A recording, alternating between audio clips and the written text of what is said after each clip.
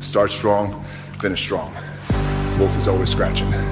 Let's roll. Up at 3:45 a.m., cardio by 4:45 a.m., hitting the iron by 6:15 a.m., in my pickup truck by 7:15 a.m., heading to work, ready to get after it, ready to shoot. There's no substitute for hard work. I'm gonna make something out of myself, but it's gonna be so good, it's bad.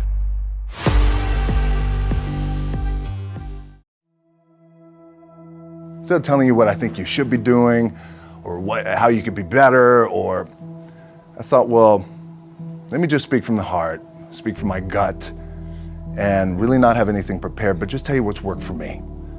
And maybe some of the stuff that's worked for me might work for you now, currently, presently, as you guys have your goals and ambitions, but then further on down the line, as you guys continue to live your life. This idea and this notion that you could be anything you want, you can accomplish anything you want, right? We hear that. You've heard that from the time you were little boys. You hear that now. You're already incredibly accomplished. You guys know that. The thing that has worked for me is to remember the hard times. So, and I'm sure you guys all have your processes. And again, I'm going to tell you what's worked for me. So before a big movie comes out, before, back in the days when I was wrestling with WWE, a WrestleMania match, anything big that would happen, I would always take a moment and I'd just remind myself, all right, I was evicted when I was 14. We were kicked off the island. We couldn't live in Hawaii. Had no place to live. A lot of shit happened then when I moved to Nashville. I was arrested multiple times by the time I was 16 years old. I would remember that, and it allows me then to be present in the moment and understand, holy, the stuff I have around me right now, this is the shit that I dreamed of when I was a kid. I am here. I played for University of Miami, played for great teams. Warren Sapp, Ray Lewis, they were my teammates. They were balling. Warren Sapp was playing tight end that time. I was starting defensive tackle. Yeah, they moved him over to D-line. And he looked at me, he's like, yo, dude, I'm gonna take your spot. And I said, you ain't taking my spot. He said, I'm gonna take your spot. I said, no, you ain't. We battled, and he took my spot. Now you can imagine how that with me, because there goes my opportunity.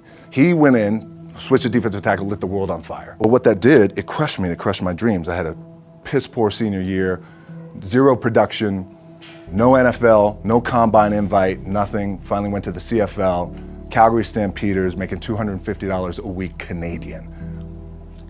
Now I had to send that home to my wife at that time. Had no money.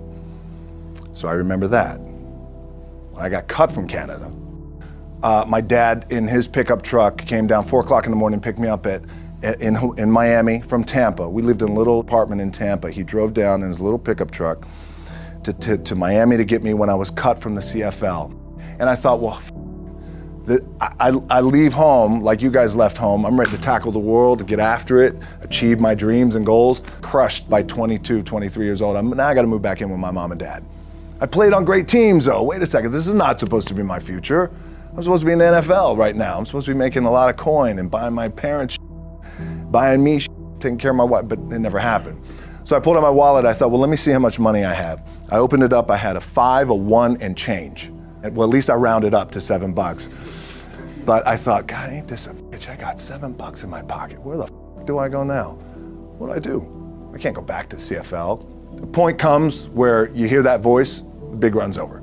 Like, you're done, right? So I heard that voice.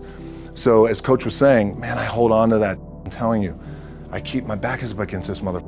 We laugh, we joke, we have a good time, but my back is still up against this mother. I do not forget it.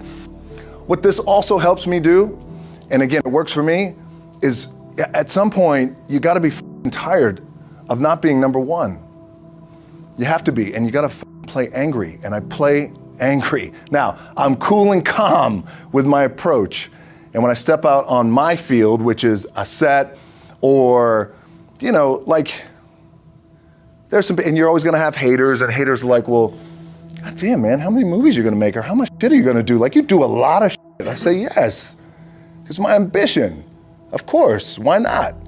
I could do it, yeah. I love what I do. And not only that, but in what world do we not work every day? My back is up against this thing, you know, and I started to play angry, by the way, and I still play angry. My last match, Brock Lesnar, transitioned, and I realized if I had to be great at something, I wanted to be great in this world of Hollywood and movie making and producing and entertainment, I had to commit, and like you guys have to commit. Obviously, you commit to something, commit to the goal. So I quietly retired. 2 years later, I thought, what did I do with my career? Because my movies were not doing well. I was written off. I was like, it was around 2006, 2007. I was like, I left, I pulled a Jim Brown. I left when I was on top, like #1 in the wrestling business, and I left. It was a ballsy, gutsy, some call it stupid move, but I had to commit and I had to follow what was in my gut.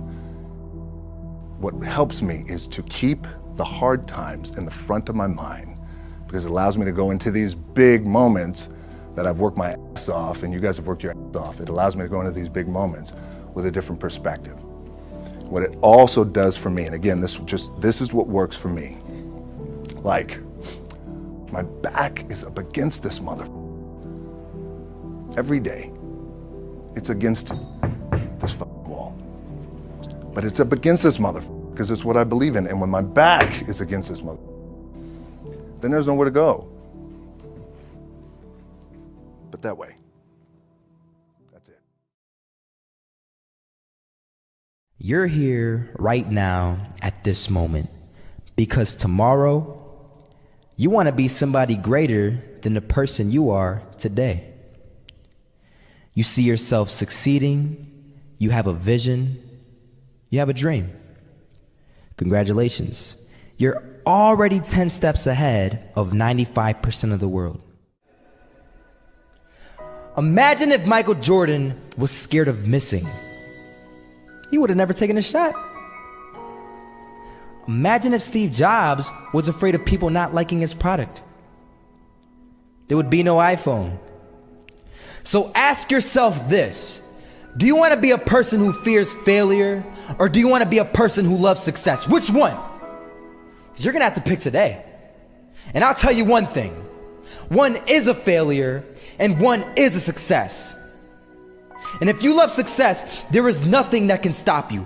All those negative things people say will mean nothing. They're gonna talk about how only 1% make it to the top. Big deal. Wanna know something else? Only 1% stick with that fitness program long enough to see results. Only 1% of nerds stick with that video game long enough to get good at it. Only 1% of relationships stick it out to the end. That doesn't mean you have a 1% chance. It just means you can't behave like the 99%. You'll have to do something better than giving up a month from now.